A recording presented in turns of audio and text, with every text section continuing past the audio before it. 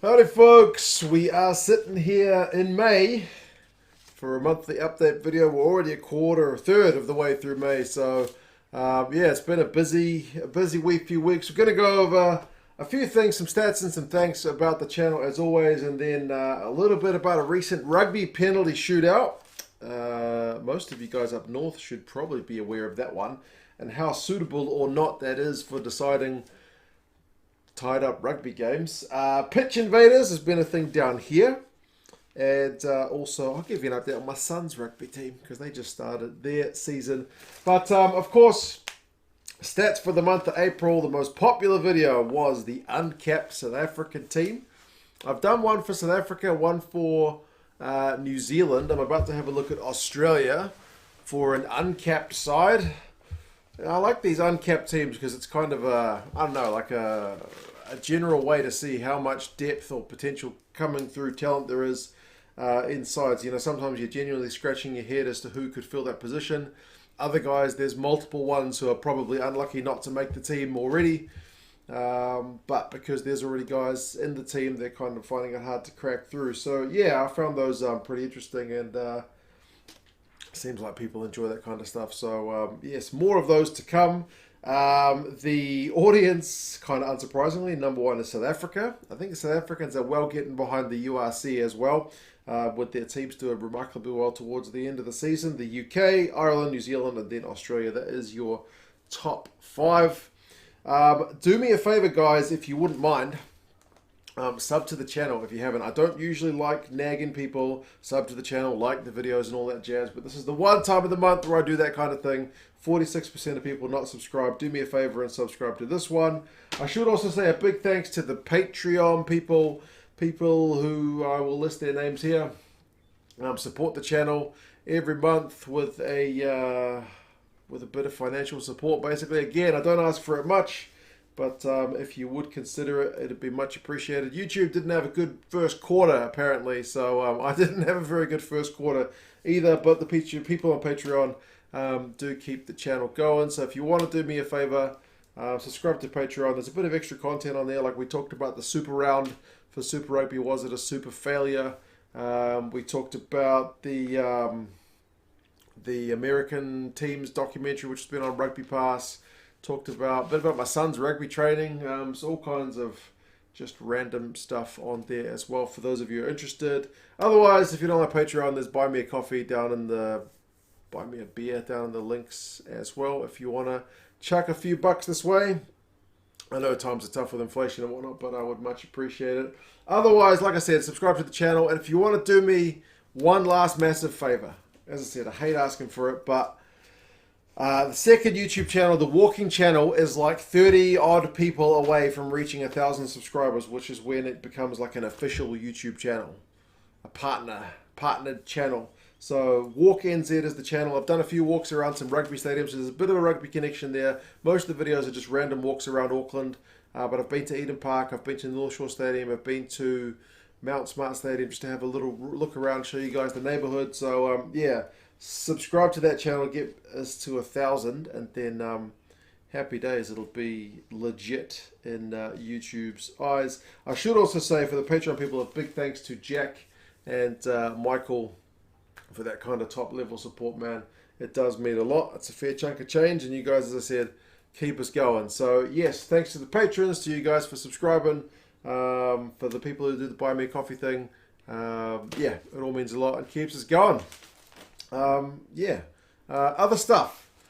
The Rugby Penalty Shootout. If you guys didn't see it, in the Heineken Champions Cup up in Europe, there was a quarterfinal match between Toulouse and Munster.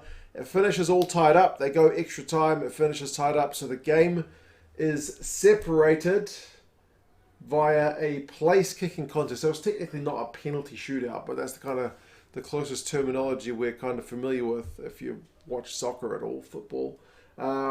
But yeah, place kicking contest. I've only ever seen it once before, and that was a long time ago. I never saw the game. I just saw it kind of on YouTube as one of those classic highlights packages. But yeah, what they had to do was nominate 3 kickers, which is different from what they used to do.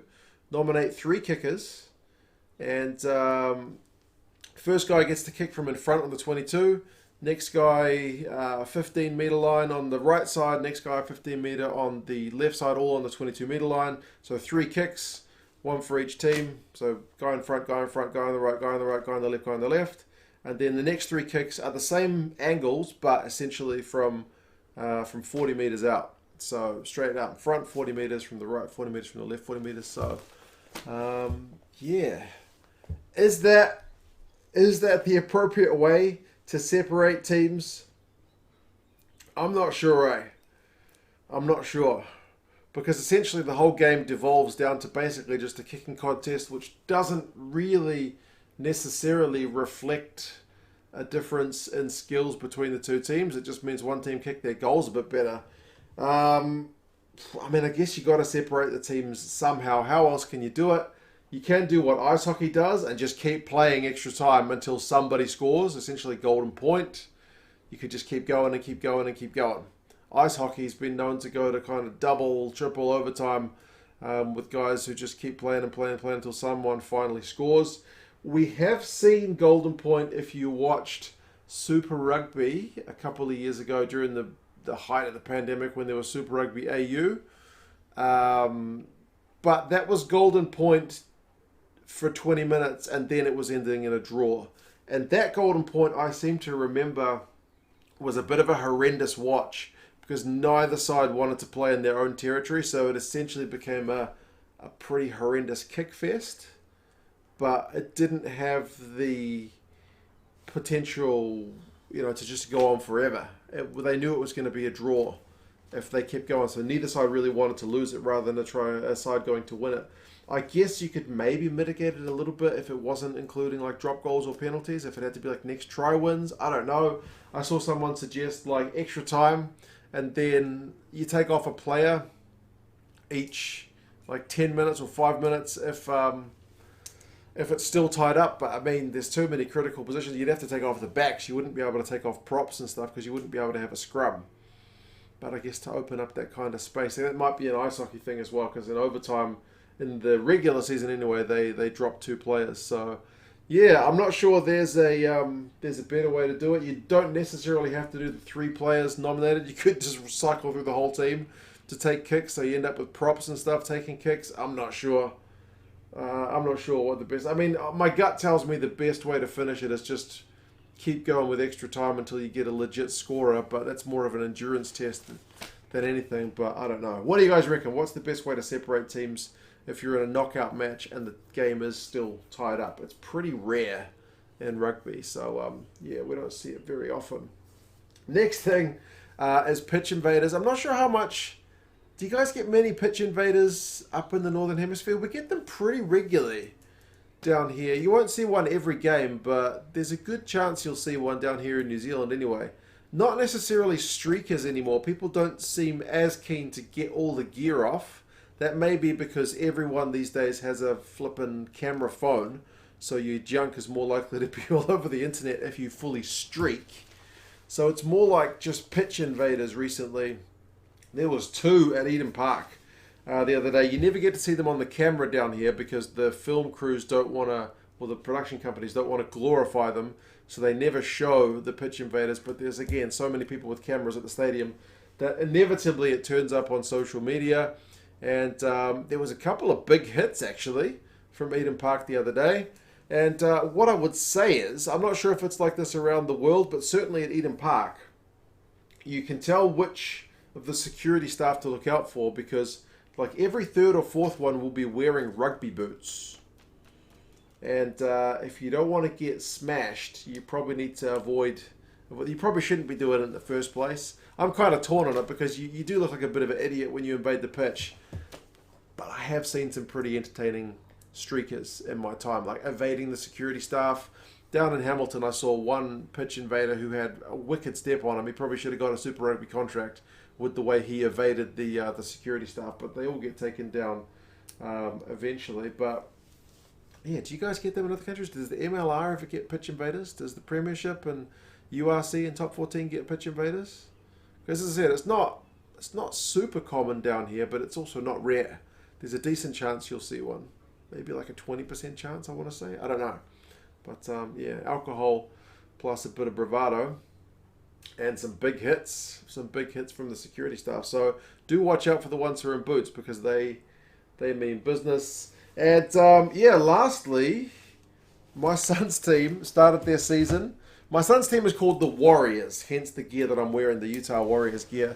It's kind of it's an ominous title to be an Auckland-based team called the Warriors, because we have a rugby league team here called the Warriors, and they are notorious for underperforming. Every year we think it's our year, and every year they tend to underperform. They got beaten by 70 points the other week. So yeah, they're notoriously, as I said, known for underperforming. And sure enough, my son's team in their first game got a bit of a hiding in their first game. They're only playing Ripper, which is where they've got the Velcro tags on their belts, and that counts as a tackle. So it's almost more like rugby league than it is about union, but it's about the basic skills, stepping and passing and forming a defensive line and all that kind of stuff. So yeah, the opposition scored 3 tries on the bounce without having one rip, so one tackle, one tag.